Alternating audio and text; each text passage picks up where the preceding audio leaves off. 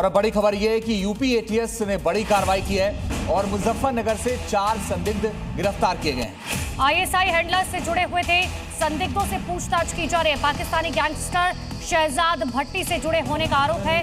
देश विरोधी साजिश का बड़ा खुलासा हुआ है। 4 सहयोगी धरे गए हैं। यूपी एटीएस ने देश में होने वाली एक बड़ी आतंकी घटना की साजिश को नाकाम कर दिया।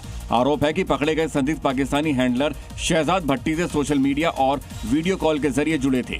ये लोग देश के संवेदनशील ठिकानों की जानकारी पाकिस्तानी हैंडलर से शेयर कर रहे थे और उसके स्लीपर सेल का हिस्सा थे। उनके खिलाफ संवेदनशील स्थानों की रेकी, युवाओं को नेटवर्क से जोड़ने और आतंकी गतिविधियों की साजिश रचने के आरोप लगे हैं। फिलहाल पुलिस मामले की जाँच में जुटी है। पश्चिम बंगाल में अवैध घुसपैठियों के खिलाफ कार्रवाई लगातार जारी है। पूरे बंगाल में घुसपैठियों की तलाश की जा रही है। बांग्लादेश सीमा से घुसपैठ रोकने के लिए सरकार अब एक्टिव मोड में है। पश्चिम बंगाल की शुभेंदु सरकार अवैध घुसपैठियों के खिलाफ सख्त कार्रवाई की तैयारी में है और बांग्लादेश बॉर्डर से घुसपैठ रोकने के लिए सीमा सुरक्षा को लगातार मजबूत कर रही है। इसी के तहत सरकार ने बीएसएफ को अतिरिक्त जमीन सौंप दी है, जिस पर फेंसिंग का काम शुरू हो गया है। बीएसएफ की टीम जमीन के सर्वे के बाद फेंसिंग करेगी। इसके साथ ही पहले से ही घुसपैठ कर चुके अवैध बांग्लादेशियों के खिलाफ भी लगातार कार्रवाई हो रही है। पूरे पश्चिम बंगाल में अवैध बांग्लादेशी घुसपैठियों की तलाश लगातार जारी है। मालदा में अब तक 9 घुसपैठियों को होल्डिंग सेंटर में रखा गया है। एक और जहां बंगाल की शुभेंदु सरकार ने बांग्लादेशी घुसपैठियों के खिलाफ मुहिम छेड़ दी है, वहीं इस मुहिम से बांग्लादेशी कट्टरपंथियों को मिर्ची लग गई है और भारत के खिलाफ जहर उगलना उन्होंने शुरू कर दिया है। आपको बता दें कि बंगाल की नई सरकार ने घुसपैठियों के खिलाफ उठाए गए बेहद सख्त कदम और अस्थायी होल्डिंग सेंटरों की शुरुआत की है, जिससे बॉर्डर वाले इलाकों में हड़कंप मच गया है। शुभेंदु सरकार के सेक्शन से बांग्लादेशी मुफ्ती जुनैद बिन गुलजार जैसे कट्टरपंथी पूरी तरह से भड़क गए हैं और भारत के खिलाफ जहर उगलना शुरू कर दिया है। भारत के खिलाफ ऐसी गीदड़ भभकी पहले भी कई बांग्लादेशी कट्टरपंथियों ने दी है, लेकिन हमेशा भारत ने करारा जवाब दिया है और अब शुभेंदु सरकार भी दे रही है। और बड़ी खबर है, बंगाल के उत्तर 24 परगना से बड़ी खबर है। जूट के खेतों से रकम मिली है। रुपए से भरे 5 ट्रॉली बैग बरामद किए गए। 2 करोड़ 24 लाख रुपए की नकदी बरामद हुई है। नकदी की गिनती पूरी कर ली गई है। खेतों में ये बताया जा रहा है रकम मिली है जूट के खेतों से।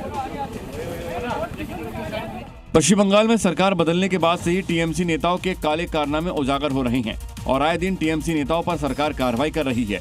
एक बार फिर से एक टीएमसी नेता के काले कारनामे का उजागर हुआ है। उत्तर 24 परगना में गिरफ्तार तृणमूल नेता दीपांकर भट्टाचार्य के खेत से भारी मात्रा में नकदी बरामद हुई है। ट्रॉली बैग में रखे हुए 500 रुपए के सैकड़ों नोट मिले हैं। बैग में 2 करोड़ 24 लाख रुपए मिले हैं। हालांकि स्थानीय लोगों का दावा है कि रकम कई करोड़ तक पहुंच सकती है। पैसे ट्रॉली बैग में भरकर जमीन में गाड़े गए थे। और पश्चिम बंगाल के बारासात से बड़ी खबर, कादर मोल्ला समेत 10 लोग गिरफ्तार किए गए हैं। टीएमसी नेता शेख शाहजहां का सहयोगी है कादर मोल्ला। हत्या और जबरन वसूली मामले में गिरफ्तारी हुई है। सीबीआई मामले की जांच पड़ताल कर रही है। और पश्चिम बंगाल में बीजेपी सरकार आने के बाद से ही लगातार एक्शन देखने को मिला है। अब चुनाव के बाद हिंसा और रंगदारी के आरोप में पुलिस ने कार्रवाई करते हुए टीएमसी नेता अजीत साहा और उनके भाई को गिरफ्तार कर लिया है, जिसकी तस्वीर भी सामने आई, जहां पुलिस टीएमसी नेता अजीत साहा को अपने साथ ले जाती दिखी। पुलिस ने टीएमसी नेता को उनके घर से उठाया। टीएमसी नेता और उसके भाई पर आरोप है कि वो चुनाव के बाद हुई हिंसा और इलाके में रंगदारी मांग रहे थे। साथ ही पुलिस ने 26 लाख रुपए के साथ भारी मात्रा में कारतूस और विदेशी शराब बरामद की है। वहीं पश्चिम बंगाल में एसटीएफ ने लंबे समय से फरार चल रहे टीएमसी विधायक दिलीप मंडल को ओडिशा के पुरी से गिरफ्तार किया है।